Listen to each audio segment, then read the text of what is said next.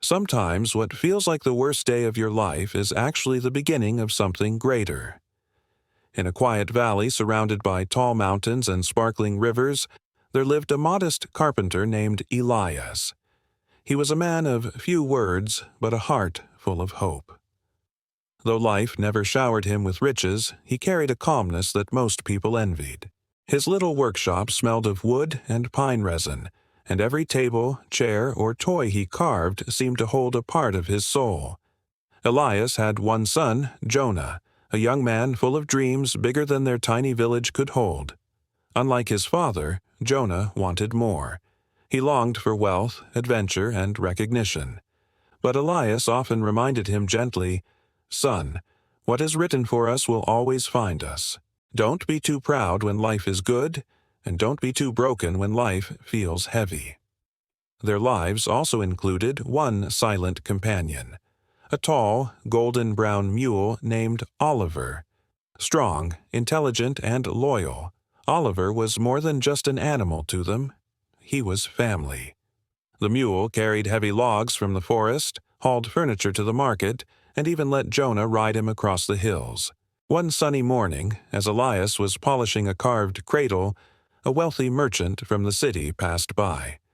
He spotted Oliver standing outside the workshop. His eyes widened. "This is no ordinary mule," he thought. Approaching Elias, he said, "I'll pay you a handsome price for this animal." The merchant's offer was more than Elias could earn in 10 years. The villagers gathered, whispering excitedly, "Finally, Elias will be rich. He'd be a fool to refuse." But to everyone's surprise, Elias shook his head with a calm smile. "Oliver is not for sale." Gasps rippled through the crowd. "Elias has lost his mind," they muttered. "Who turns down such wealth?" Days later, the unimaginable happened. Oliver broke loose one night and disappeared into the forest. Jonah and Elias searched from dawn to dusk, but found nothing. Word spread quickly and the villagers mocked them. "See? Foolish Elias lost everything. If he had sold that mule, he would have been rich. Now he has nothing." Jonah, crushed, asked, "Father, why are you so calm? We've lost Oliver forever." Elias put down his tools, wiped his hands, and simply said, "Good or bad, son, who can judge so soon? Time reveals everything." Jonah didn't understand. To him, this was disaster. But 2 weeks later, fate turned. One morning, as Jonah fetched water, he saw a familiar silhouette in the distance. It was Oliver, trotting back happily, and behind him followed 3 wild mules from the mountains, strong, unclaimed, and untamed. The villagers were stunned. "Elias is so lucky. First, he lost his mule, and now he has 4. Their voices dripped with envy. But Elias, as always, stayed calm, neither proud nor excited. Jonah, however, was thrilled. He began training the new mules day and night. But wild creatures are not easily tamed. One evening, while riding one of them, Jonah was thrown violently onto the ground. His leg twisted badly, and he could no longer walk without pain. The villagers shook their heads.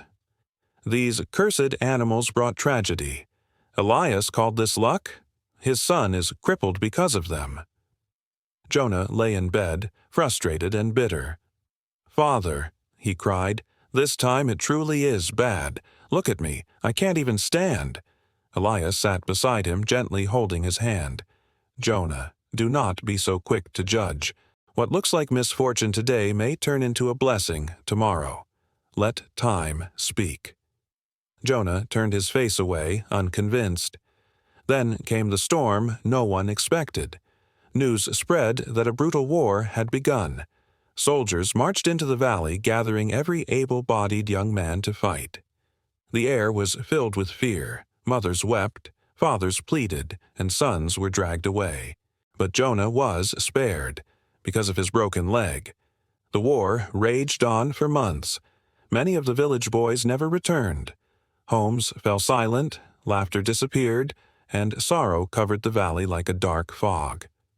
One evening, grieving families gathered around Elias's workshop. With tear-filled eyes, they said, "Elias, you are fortunate. Your son is alive while we lost ours. You are truly blessed." Elias looked at them with the same calmness he had always carried and softly replied, "My friends, I am neither blessed nor cursed. I am simply living what is written. When Oliver disappeared, you all said I was cursed. When he returned with more, you said I was lucky. When Jonah's leg broke, you pitied me. And now you call me blessed. But the truth is, none of us knows. Only time reveals what something truly means." Jonah listened silently, his father's words sinking deep into his heart. Suddenly, his pain didn't feel so heavy anymore. He began to understand. Every event, whether joyful or sorrowful, was just a piece of a larger puzzle only God could see. Months passed, and the valley slowly healed.